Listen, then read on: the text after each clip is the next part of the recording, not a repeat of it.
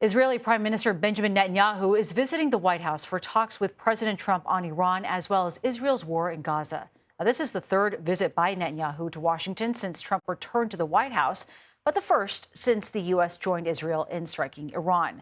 Joining us now is Ambassador Daniel Shapiro. He is the former U.S. ambassador to Israel under President Obama and a senior fellow at the Atlantic Council. Ambassador, thank you very much. Good to see you again.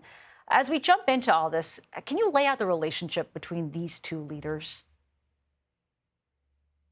Nancy, they have really formed an important partnership, especially most recently with the U.S. strikes joining Israeli strikes against Iran's nuclear facilities.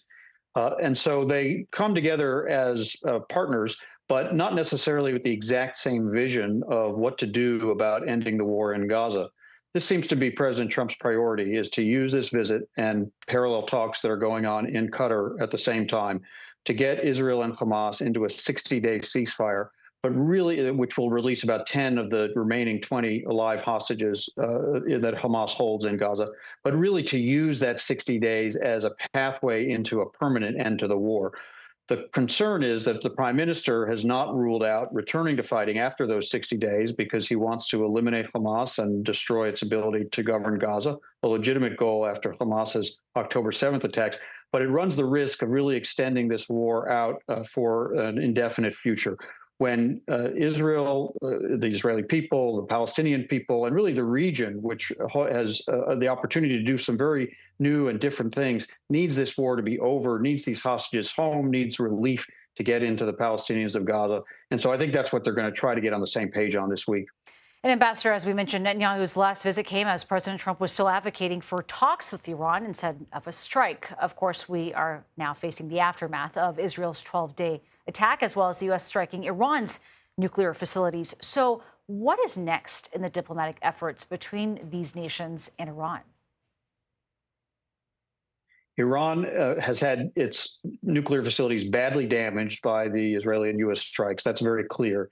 But it's also clear that it still retains some capability. It probably still has the highly enriched uranium. It may have recovered it, or it may have hidden it, or it may be able to recover it.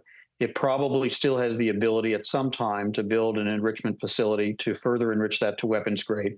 And so the danger is not past. What is needed now is a combination of diplomacy, of returning international inspectors into Iran to put their eyes on that nuclear material in those facilities, of additional intelligence gathering by Israel, the United States, and European partners, and a willingness to consider, if necessary, additional military action to ensure that Iran does not approach building a nuclear weapon.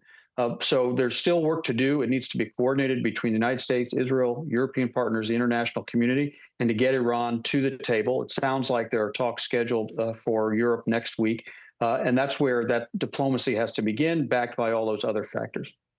All right. Well, we very much appreciate your time, Ambassador Daniel Shapiro. Thank you very much. Thanks for having me.